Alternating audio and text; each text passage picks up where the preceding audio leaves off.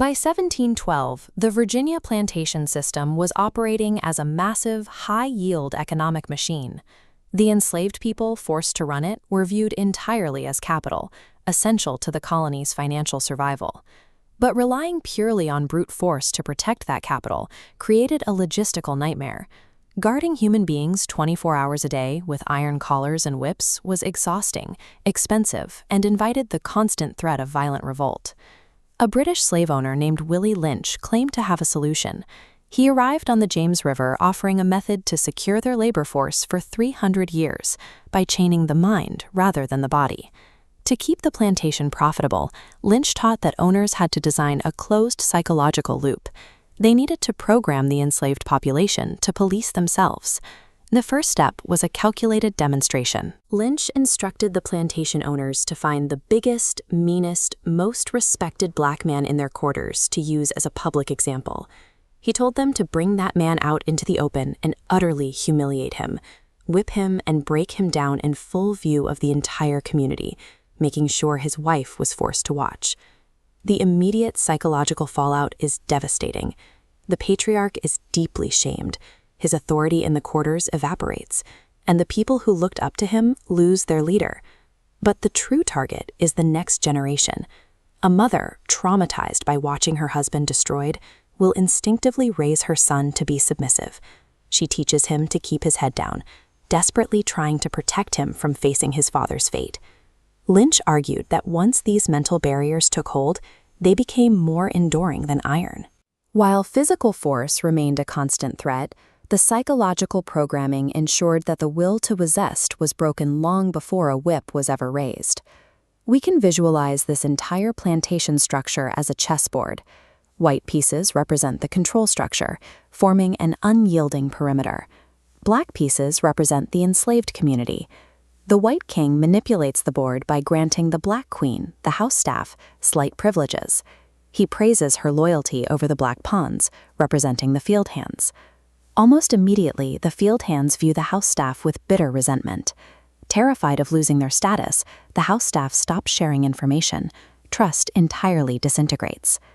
Lynch outlines specific arbitrary traits to accelerate this friction. He told owners to pit light skin against dark skin, weaponize the natural tension between men and women, and demonize natural African hair. The oppressor achieves absolute power without lifting a finger. The white king never has to move his own pieces into battle because the oppressed are now keeping each other in check. To ensure this psychological division lasted, the culture required a mandate from a higher authority. In 1807, that arrived in the form of a heavily redacted scripture known as the Slave Bible. Editors systematically dismantled the text. They stripped away 90% of the Old Testament and 50% of the New Testament. They specifically targeted the Book of Exodus, the definitive story of escaping bondage. What remained were verses demanding absolute obedience to earthly masters. This weaponized the community's own faith against them. By casting rebellion as a spiritual transgression, the hierarchy convinced the enslaved that resistance was a direct sin against God.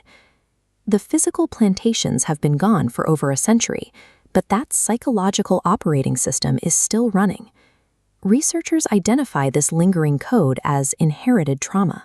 You see it in the crabs in a barrel phenomenon. When a group is conditioned for centuries to expect violent punishment, the community instinctively pulls them back out of a trauma survival instinct. You see the echo of Lynch's colorism tactics in modern media and the justice system. Light skin is consistently prioritized, while studies show darker-skinned individuals face harsher systemic penalties for identical infractions. For generations, the plantation system systematically dismantled the family as a unit of protection. Fathers were sold, mothers were exploited, and children were treated as inventory. This history of forced separation created a profound wound in the trust between men and women that persists long after the auction blocks are gone. The house versus field dynamic mutated into fierce class tribalism, and the legacy of the Slave Bible survives in those who blindly defend the exact religious frameworks forced upon their ancestors. Modern systemic bias continues to thrive, largely undetected. The architecture of division remains intact because the community spends its energy attacking each other over historical programming rather than uniting against the real issues. But there have always been figures who recognize the illusion of the board. This 1% represents the glitch in the system, people who entirely decoupled their minds from needing the master's validation. Harriet Tubman operated entirely outside the rules. She didn't engage in a head-on battle. She simply moved off the board, draining the system's wealth. Decades later, the great unifiers shared one non-negotiable requirement. They knew they had to purge the Lynch programming to restore the community's psychological self-worth. Whether Willie Lynch was an actual historical figure or an enduring metaphor doesn't actually matter.